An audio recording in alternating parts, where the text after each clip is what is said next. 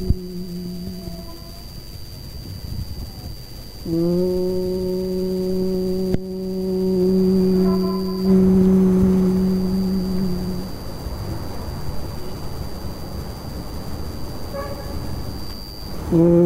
यो वै श्रीरामचंद्र भगवान अद्वैत परमानंदात्मा यत्परब्रह्म भृगुवस्वः तस्मै वै नमो नमः।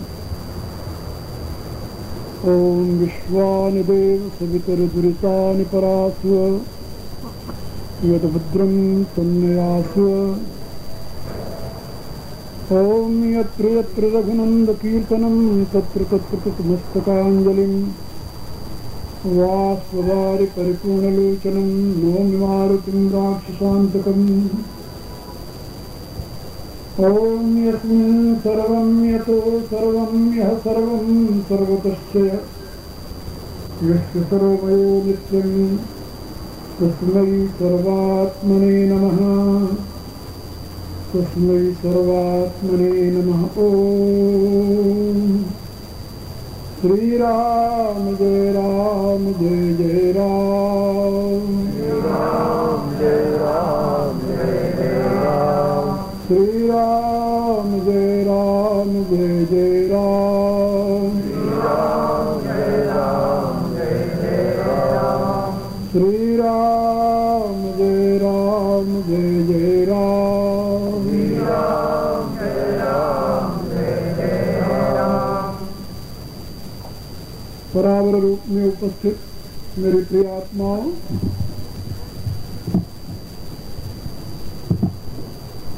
कौन है?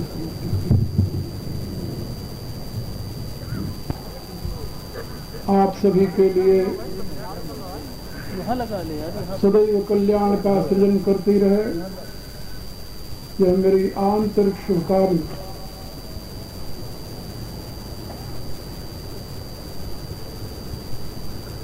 आप सभी जानते हैं इस समय मानव समाज एक बहुत बड़े क्राइसिस जिसे कहते हैं संकट से गुजर रहा है। केवल भारत में ही नहीं, दुनिया के सभी देशों में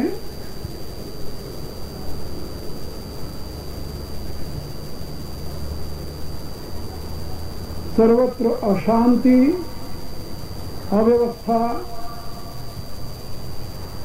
अपराध और असंतोष की वृद्धि हो रही है। इसके साथ ही इस समय अनेक प्रकार से भिन्न भिन्न रूपों में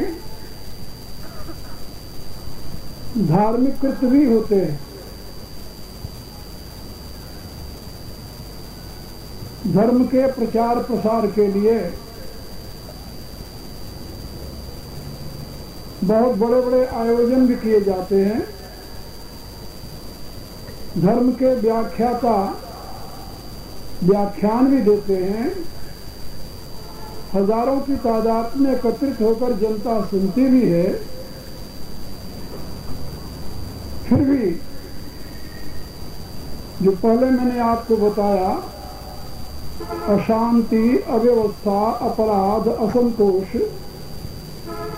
इनमें कोई कमी नहीं आ रही।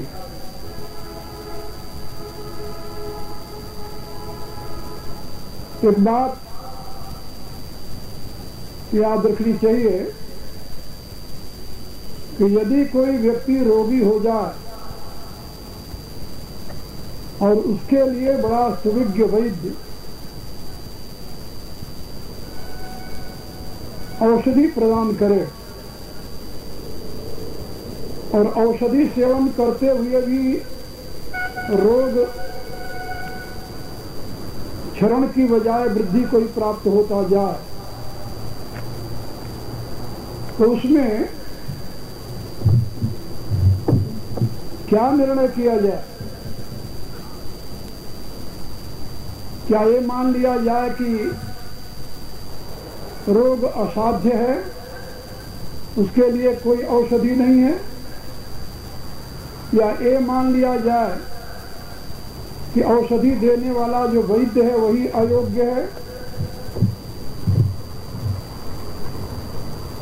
या ये मान लिया जाए कि वैद्य तो बहुत योग्य है लेकिन सेवन करने वाला उचित रूप से औषधि नहीं ले रहा है।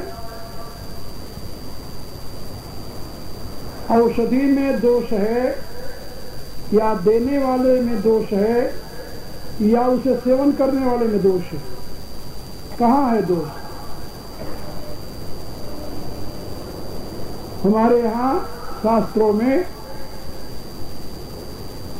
धर्म को समुन्नत जीवन, संतुलित जीवन, सुखमय जीवन जीने की औषधि बताया गया है। सुखस्य मूलम धर्म। और धर्म की शिक्षा का प्रचार प्रसार होते हुए भी यदि जीवन में दुख है, अशांति है, अपराध की वृद्धि हो रही है, असंतोष है, इसमें कमी कहाँ है? ये चिंतनीय विषय है।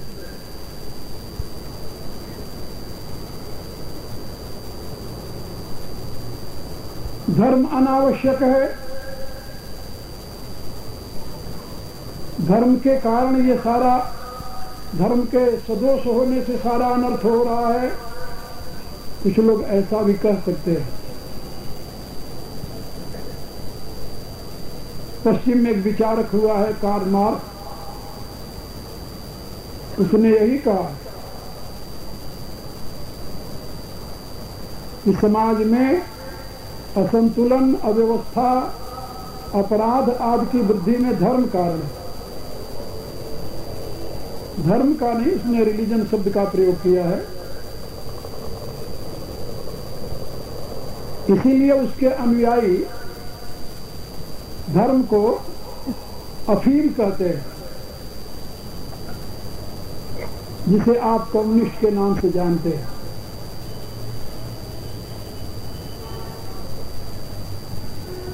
क्या आप धर्म के विषय में भी ऐसा कह सकते हैं क्या?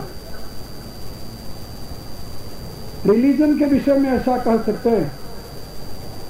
इसमें संदेह नहीं, क्योंकि रिलीजन फेथ पर प्रतिष्ठित है, उसमें दर्शन और नीति दोनों का अभाव है। लेकिन धर्म के दो मुख्य स्तंभ हैं, दर्शन और नीति।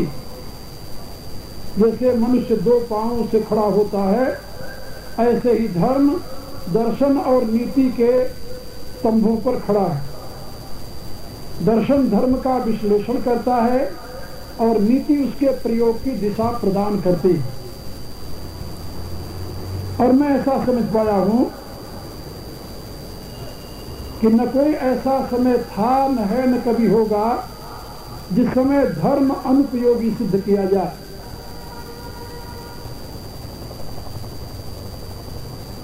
बल्कि मैं अब यह भी स्वीकार करने लगा हूं कि जैसे जैसे विज्ञान का विकास होगा, उसी स्पीड से, उसी गति से धर्म तत्व का प्रकाश होगा।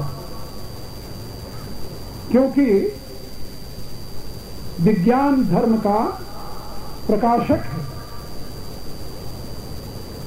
और हमारे प्राचीन ऋषियों ने जिन्होंने धर्म तत्व की प्रतिष्ठा की, वो महान वैज्ञानिक थे, केवल भौतिक वैज्ञानिक नहीं थे, वे भौतिक विज्ञान के साथ ही अध्यात्म विज्ञान के प्रत्यक्ष दृष्टा थे। और अध्यात्म विज्ञान और भौतिक विज्ञान दोनों के मूल में प्रतिष्ठित ब्रह्म विज्ञान के वो प्रतिपादक थे। इसलिए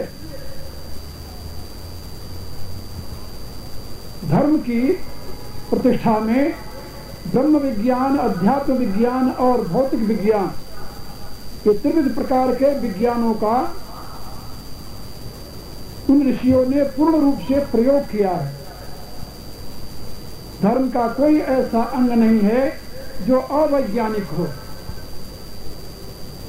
हाँ, कुछ अंग उसका ब्रह्म विज्ञान से युक्त है, कुछ अंग उसका अध्यात्म विज्ञान से युक्त है और कुछ अंग उसका भौतिक विज्ञान से युक्त है। क्योंकि आपके जीवन के 3 ये आयाम हैं, इनको आप समझिए। बुद्धि से लेकर के आपके स्थूल शरीर तक ये प्रकृति का परिणाम है और ये प्रकृति पंचमहाभूतों की आधार भूमि है, जननी है। इसलिए प्रकृति विज्ञान जो है उसको भौतिक विज्ञान कहा जाता है। ये वर्तमान का जो विज्ञान है पश्चिम का, ये भौतिकी विद्या के नाम से जाना जाता है और ये भौतिक विज्ञान के श्रेणी में आता है। भौतिक विज्ञान से परे एक और विज्ञान है जिसको अध्यात्म विज्ञान कहते हैं। अध्यात्म विज्ञान का स्वरूप है कि आपके इस जड़ शरीर को चेतना प्रदान करने वाला वह कौन सा तत्व है।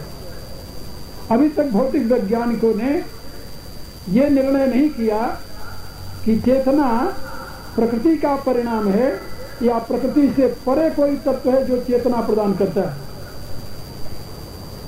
लेकिन तर्क ये कहता है, युक्ति ये कहती है,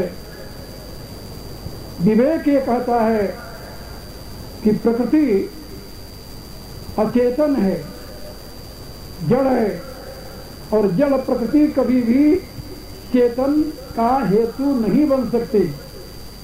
वैज्ञानिकों की दृष्टि में एक सत्कार्यवाद है। सत्कार्यवाद का सिद्धांत है कि whatever is in the cause only that you will find in to effect. जो कुछ कारण में है उसी को आप कार्य रूप में प्राप्त कर सकते हैं। जो कारण में नहीं है वो कार्य में नहीं आ सकता। यदि कारण में प्रकृति सचेतन नहीं है तो उसके द्वारा किसी भी काल में चैतन्य तत्व की अभिव्यक्ति नहीं हो सकती अथवा वह चेतन को जन्म देने में सक्षम नहीं हो सकती। इसलिए चेतन प्रकृति का कार्य नहीं है। अब प्रकृति का कार्य नहीं है तो किसका कार्य है वो? तो शास्त्रकारों ने कहा कि चेतन किसी का कार्य नहीं है। उस चेतन की खोज करने की प्रक्रिया को अध्यात्म विज्ञान कहते हैं।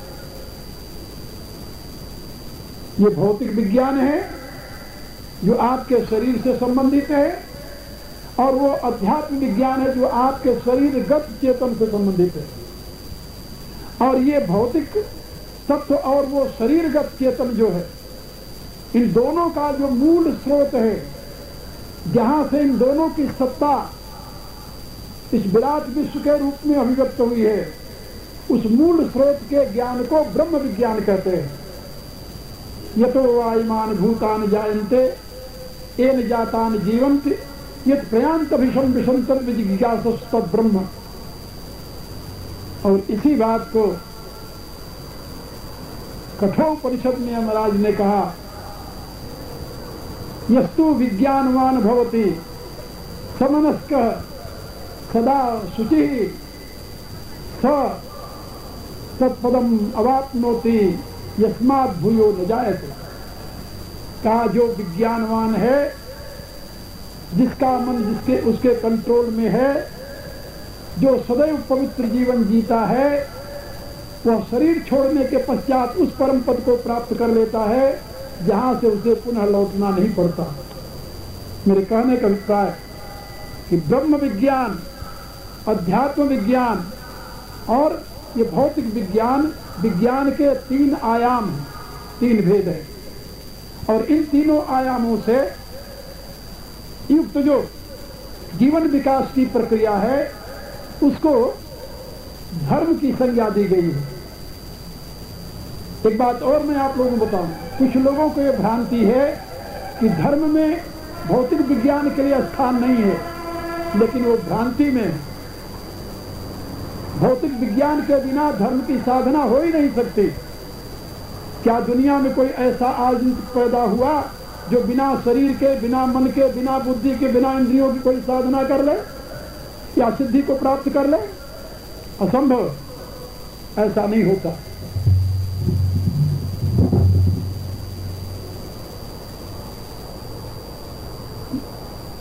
धर्म की साधना में भौतिक विज्ञान की अपनी महत्ता है। वेद का एक मंत्र है, उसको जरा ध्यान से सुनिए आप लोग। यमर्षि कहता है नचिकेता से, जानाम्यहम्, मैं भली प्रकार जानता हूं। क्या जानते हो? जानाम्यहम्, दुनिया के जितने पदार्थ हैं सेवधि भी अनित्यम, ये मैं जानता हूं बड़े अच्छे प्रकार से कि इस अनित्य संसार का सेवन करते हुए नहीं अध्रुवै प्राप्यते ही ध्रुवम तत्, इस अध्रुव संसार को सेवते हुए कोई भी उस ध्रुव पदार्थ को, ध्रुव तत्व को नहीं प्राप्त कर सकता। ज्ञानाम्यहम् सेवधि इति अनित्यम नहीं अध्रुवै प्राप्यते ही ध्रुवम तत्व, मैं भली प्रकार जानता हूं कि इस अनित्य प्रकृति के पदार्थों का सेवन करते हुए कोई भी इस अध्रुव के माध्यम से ध्रुव को, अध्रुव माने परिवर्तनशील, जो प्रतिपल परिवर्तित हो रहा है। You know very well, nature is the nature, change is the nature of nature. प्रतिपल परिवर्तन प्रकृति का स्वभाव है। वो कहता है कि मैं भली भात जानता हूं कि इस अध्रुव से जो प्रतिपल परिवर्तित हो रही है प्रकृति, इसका सेवन करने से, इसमें अनुरक्त होने से कोई भी व्यक्ति उस ध्रुव तत्व को जो अपरिवर्तनशील है उसे प्राप्त नहीं कर सकता। लेकिन वो कहता ततो मया, लेकिन मैंने, मेरे द्वारा, ततो मया नचिकेतो चिताग्नि, मेरे द्वारा उस नचिकेत चिताग्नि से, चिताग्नि के प्रकाश से अनित्य ही तत्व ही प्राप्तवान अस्मि नित्य, इस अनित्य तत्वों के माध्यम से मैंने नित्य को प्राप्त कर लिया। क्या आप नहीं जानते कि यदि आपको उस नित्य तत्व को प्राप्त करना है तो अनित्य ही उसका साधन बनता है? महर्षि पतंजलि ने कहा कि ये प्रकृति का प्रयोजन है भोगापवर्गार्थम दृश्यम, भोग और अपवर्ग प्रदान करना। और अब आप आइए इस युग के धर्मद्रष्टा परमर्षि गोस्वामी तुलसीदास जी के रामचरितमानस में वो क्या कहते हैं? वो भी यही कहते हैं कि तजऊ न तन निज इच्छा मरना, क्योंकि तन बिनु भजन वेद नहीं वरना। भूषुंडी जी कहते हैं कि मैं अपने शरीर का त्याग नहीं करता, चाहूं तो मैं शरीर का त्याग कर सकता हूं। क्यों नहीं करता? का इसलिए नहीं करता कि तन बिनु भजन वेद नहीं वरना। वेद कहता है कि बिना शरीर के भजन नहीं हो सकता। अरे शुद्ध आत्मा को भजन करने की आवश्यकता नहीं बोले आदमी। भजन तो वही करेगा जो किसी सीमा में आबद्ध है। असीम में भजन होता ही नहीं, और असीम से युक्त होने पर भजन की आवश्यकता ही नहीं रहती। और जब तक वो सीमा में है तभी तक तो सेवा की आवश्यकता है। इसलिए तुलसीदास ने और घोषणा की, भगवान राम अपनी प्रजा को बुलाकर समझाते हैं कि बड़े भाग्य मानुष तन पावा, यसुर दुर्लभ सदग्रंथन गावा। और कैसा है मानव शरीर? कहा साधन धाम मोक्ष कर द्वारा, ये साधन का धाम है, मोक्ष का दरवाजा है।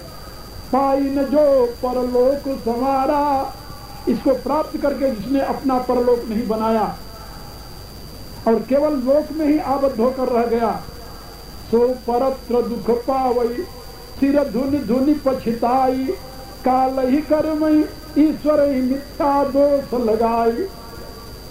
ऐसा व्यक्ति बाद में पश्चाताप करता है और अपने असंतोष को मिटाने के लिए 3 को दोषी ठहराता है। मेरा समय खराब था, मेरे भाग्य में नहीं था और भगवान ने नहीं चाहा।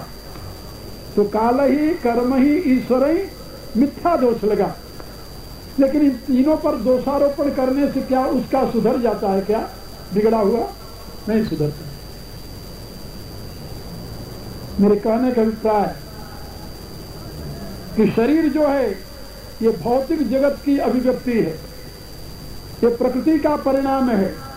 इसलिए इसके बिना आप साधना नहीं कर सकते। और यदि आपको साधन करना है, इस भौतिक विज्ञान की जानकारी आपके लिए आवश्यक है। इसीलिए उपनिषदों में विज्ञान की महिमा का गान किया है। गीता में भगवान ने भी विज्ञान की महिमा का गान किया है। जहां पर बताया 7वें अध्याय में, ज्ञानम ते हम सविज्ञानम विदम वक्ष्यामि शेषतः यद् ज्ञात्वा नेह भूयो ज्ञातव्यम अवशिष्यते। कहा कि अब तुम्हें मैं विज्ञान के सहित ज्ञान का उपदेश देने जा रहा हूं अर्जुन, जिसको जान लेने के पश्चात और कुछ जानना शेष नहीं रहेगा। तो वहां पर क्या बताया उन्होंने? सबसे पहले भौतिक विज्ञान की चर्चा की। भूमिरापो नलो वायु खम्मनो बुद्धिरेव च अहंकार इतियम में भिन्ना प्रतिष्ठता अपरेयम तस्पर्याम विद्धि प्रकृति में पराम जीवभूताम महाबाहो एदम धारते जगत। अपनी दोनों प्रकृतियों की व्याख्या की है वहां पर विज्ञान के नाम से, ज्ञान के नाम से। एक तो भौतिक विज्ञान है, पृथ्वी जल अग्नि वायु आकाश मन बुद्धि अहंकार, ये 8 प्रकार की जो प्रकृतियां हैं ये भौतिक विज्ञान है। और परा विद्या जिसको कहा भगवान ने परा प्रकृति, वो क्या है? जीव भूता महाबाहो एदम धारते जगत। वो जीव भूता परा प्रकृति है। और जीव भूता जो परा प्रकृति है वो कहा है मेरी परा प्रकृति, मेरी परा प्रकृति है। और इन दोनों से परे जीव भूताम और शरीर भूताम, इन दोनों से परे जो है जिसकी ये दोनों प्रकृतियां हैं, इसको क्या कहते हैं? उसको कहते हैं परब्रह्म। परम ब्रह्मा परम धामम पवित्रम परमम भुवान पुरुषम शाश्वतम दिव्यम आदिदेवम अजम विभुम। वह पर ब्रह्म है। इसलिए अष्टधा प्रकृति का विज्ञान विवेचनात्मक ज्ञान, विज्ञान माने विश्लेषणात्मक ज्ञान, कार्य कारण संबंध को जानना, इसको कहते हैं भौतिक विज्ञान। और जीव भूताम परा प्रकृति जो है उसका जो विश्लेषणात्मक ज्ञान है कार्य कारण रूप में, उसको कहते हैं अध्यात्म विज्ञान। और इन दोनों का आश्रय जो है उस परमात्मा के ज्ञान को कहते हैं ब्रह्म विज्ञान। और इस त्रिविध विज्ञान के प्रकाश में ही सनातन धर्म की प्रतिष्ठा है। आप बताइए, कोई ऐसा समय, कोई ऐसा देश, कोई ऐसा व्यक्ति होगा जिसके लिए इन तीनों की जानकारी अनावश्यक हो? हाँ, अज्ञानी के लिए कुछ भी जानना आवश्यक नहीं है। तो यही सोचता है। तुलसीदास जी के शब्दों में शिष्णो दर पर जमपुर त्रासन, वो केवल 2 ही चीज जानता है कि पेट भरता रहे और विषय भोगता रहे। पशु तुल्य जीवन बिताने वाले के लिए किसी प्रकार के ज्ञान की आवश्यकता नहीं है। लेकिन जो अपने जीवन को सफलतापूर्ण सार्थक बनाने की प्रक्रिया से जीना चाहता है, उसके लिए तो त्रिविध विज्ञान की आवश्यकता है ही।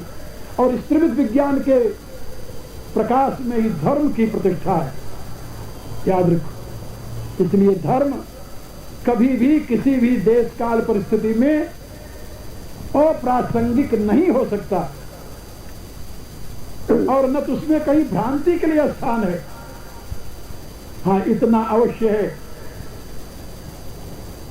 कि उसकी क्रियाओं में, उसके व्यवहार में देश काल परिस्थिति के अनुसार परिवर्तन होता रहता है।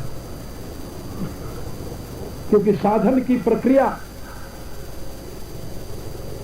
जो धर्म नाम से कही जाती है, वो व्यक्ति की स्थिति के अनुसार उसके लिए साधन का प्रयोग करना बताती है। और आप जानते हैं कि न कोई समय था, न है, न कभी होगा जबकि दुनिया भर के मनुष्यों का बौद्धिक स्तर एक हो, मानसिक स्तर एक हो, शारीरिक स्तर एक हो सकता है क्या? असंभव। क्या कोई ऐसा समय आएगा जब दुनिया भर के मनुष्य एक समान बौद्धिक स्तर पर पहुंच जाएंगे? असंभव है। एक परिवार में देखिए, जहां पर वृद्ध पिता बैठा हुआ है, बड़ा प्रबुद्ध है, वहीं पर यंग उसका प्रौढ़ लड़का है, वो भी बुद्ध है लेकिन प्रबुद्ध नहीं है, और वहीं पर उसका बच्चा है छोटा सा, वो अबुद्ध है। एक घर में अबुद्ध मिलेगा, बुद्ध मिलेगा, प्रबुद्ध मिलेगा। जब एक परिवार में 3-3 प्रकार के मिलते हैं तो सारे विश्व में आप एक से कैसे प्राप्त कर सकते हैं? इसलिए धर्म कभी भी अप्रासंगिक नहीं हो सकता, और धर्म की उपयोगिता को कोई चैलेंज नहीं कर सकता। हाँ, इतना अवश्य है कि धर्म के रूप में परिवर्तन होता रहता है। हम देखते हैं वैदिक काल में धर्म का कुछ और रूप था, जिस रूप में धर्म का अनुष्ठान किया जाता था। अरे भाई, इसका कौन है कि तुम ठीक नहीं करते? आप लोगों को समझा रहा था कि धर्म में समय समय पर धर्म के क्रियात्मक रूप में परिवर्तन हुआ करता है। लेकिन एक बात और समझ लें, धर्म के 2 स्वरूप होते हैं। हमारे यहाँ उसकी व्याख्या की जाती है 2 प्रकार से, शास्त्रीय व्याख्या। ध्रियते इति धर्म, धारयति इति धर्म। जो आपको धारण किए हुए है वो धर्म है, और जिसको आप धारण किए हुए हैं वो धर्म है। धर्म की 2 विधाएं हैं। एक को शाश्वत धर्म कहते हैं, शाश्वत धर्म, और दूसरे को स्वीकृत धर्म कहते हैं। एक धर्म स्वीकार किया हुआ है और दूसरा धर्म सहज है, वो स्वीकार किया हुआ नहीं है। और इन दोनों धर्मों के अनुष्ठान से ही आपका जीवन आगे बढ़ता है। जैसे उदाहरण के रूप में, दुनिया में कोई ऐसा व्यक्ति नहीं है जो ये कह दे कि मेरी मां नहीं कोई, मेरा बाप नहीं कोई। हमारे ईसाई भाई कहते हैं कि जोसेफ कोई बाप नहीं था। कहा जोसेफ था वो, कहा वो तो कुंवारी कन्या का पुत्र था। कहा तो कुंवारी कन्या से पुत्र कैसे हो गया? कहा वो गॉड ने उसको पुत्र पैदा करा दिया, गॉड उसका बाप है। तो चाहे गॉड बाप हो चाहे मॉड बाप हो, लेकिन बाप तो है ना, बिना बाप का तो नहीं है। और बिना बाप का होगा तो क्या कहा जाएगा? आप लोग जानते हो अच्छी प्रकार से। मेरे कहने का अभिप्राय कि जैसे माता पिता, भाई बहन ये सहज हैं, ये बनाए नहीं जाते, सहज हैं, सहज। और दुनिया में लाखों आदमी ऐसे मिलेंगे जो कहेंगे मेरे कोई पत्नी नहीं है। नहीं पत्नी है, क्योंकि पत्नी जन्मजात नहीं होती, वो स्वीकृत होती, ग्रहण की जाती है। ये तो आप लोग जानते हैं ना। उसके लिए क्या शब्द है हमारे यहाँ? पाणी ग्रहण, संस्कार। जब आप किसी का पाणी ग्रहण करते हैं तब उसको आप पत्नी रूप में स्वीकार करते हैं, अन्यथा नहीं कर सकते। लेकिन माता पिता को इनकार कर सकते हैं क्या? नहीं कर सकते। तो जो माता पिता के साथ आपका कर्तव्य है वो तो सहज है, लेकिन जो पत्नी के साथ आपका कर्तव्य है वो स्वीकृत है। आपने स्वीकार किया कि आज से मेरी पत्नी आपका कर्तव्य हो गया।